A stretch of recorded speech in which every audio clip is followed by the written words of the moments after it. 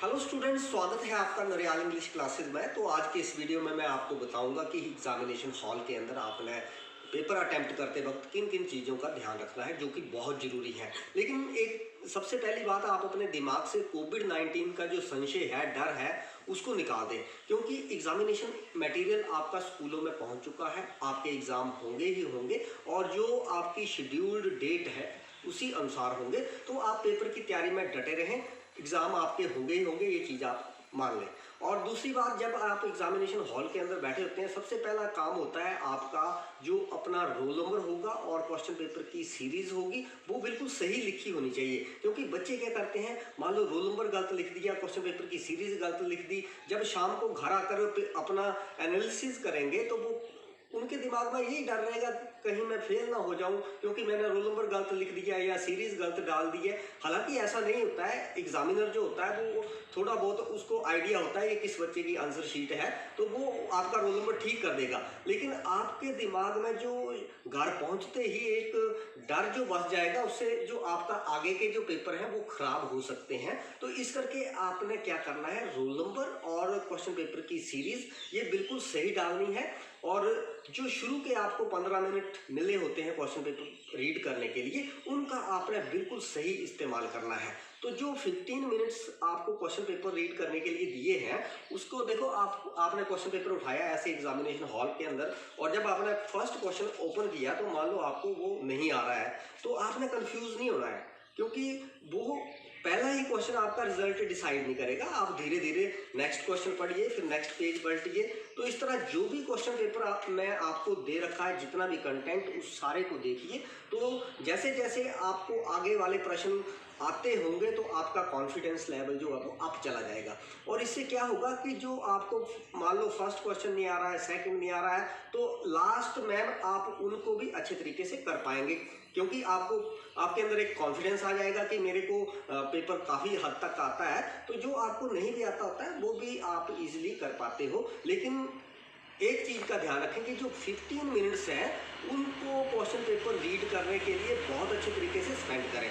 उसके बाद देखो स्टूडेंट्स, आपके पास ना एक स्पेयर पेन होना बहुत ज़रूरी है। ये भी बहुत ही विशेष बात है।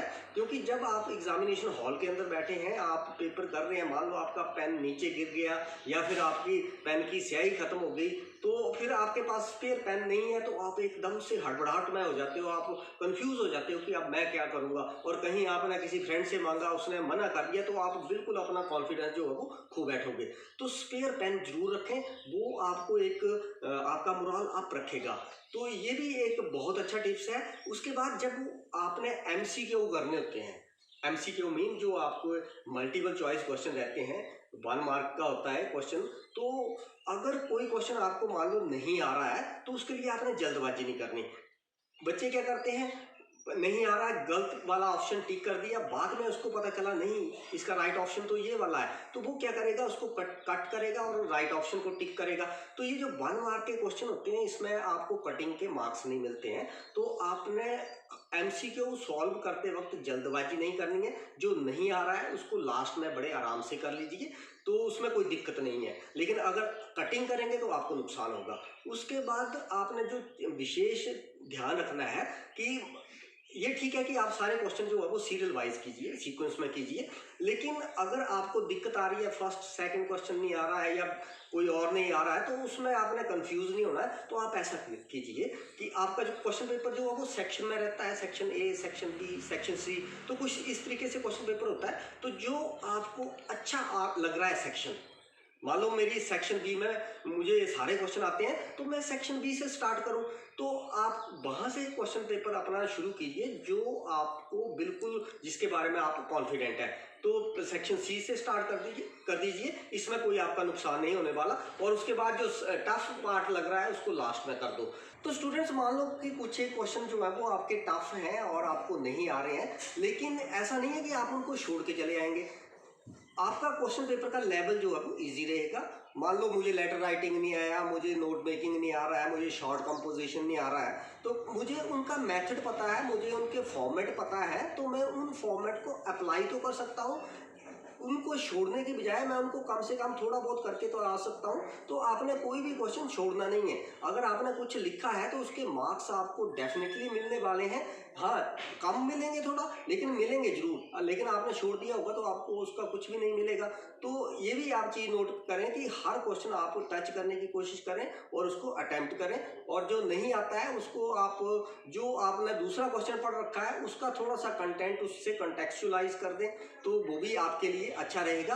लास्ट पॉइंट, जब आप एग्जामिनेशन हॉल के अंदर पेपर देने जाएंगे तो उसमें उससे ठीक 1 घंटा पहले आपने बुक को छोड़ देना है। आपने कुछ भी नहीं पढ़ना है। आपने ये भी सुना होगा कि rest is best near the test. तो आप अपने आप को रिलैक्स करके बिल्कुल एग्जामिनेशन हॉल के अंदर जाओ। अगर आप ठीक पेपर शुरू होने से पहले अंतिम जो मिनट हैं उनमें भी आप पढ़ रहे होंगे तो फिर आपका जो दिमागी संतुलन है वो भी खराब हो सकता है। तो थोड़ा सा आप रेस्ट देकर एग्जामिनेशन हॉल के अंदर जाओ।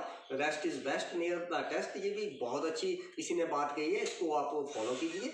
तो स्टूडेंट्स, ये मैंने आपको कुछ एक टिप्स बताए। इसके लिए मैं एक पहले भी वीडियो डाल चुका हूं जिसमें मैंने पेपर प्रेजेंटेशन टिप्स दिए थे, उनको भी आप उस वीडियो को आप देख सकते हो। At last, best of luck for your final exam. Thank you.